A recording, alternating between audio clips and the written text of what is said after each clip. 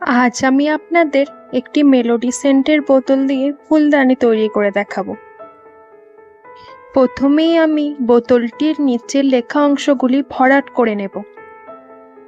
বোতলের নিচের লেখা অংশগুলি ভরাট করার জন্য আমি ছোট ছোট রাবার কেটে নিলাম, আর ওপরের লেখা অংশগুলি আমি শালপাতার এমব্রয়ডারি কাজ দিয়ে ভরাট করে নিলাম। এবার বোতলটিকে দেখে বলুন তো, একটি সুন্দর ফুলদানি মনে হচ্ছে না? শুধু তো আর ফুলদানি বানালেই হবে না, তার জন্য একটি সুন্দর তো ফুলও বানিয়ে নিতে হবে।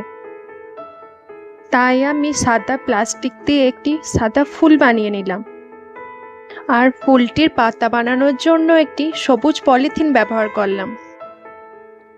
কি দেখে মনে হচ্ছে না এটি একটি অরিজিনাল ফুল? কোনো বস্তুকে সুন্দর রূপ দেওয়ার জন্য অনেক টাকার প্রয়োজন পড়ে না, এর জন্য একটি সুন্দর মনই যথেষ্ট।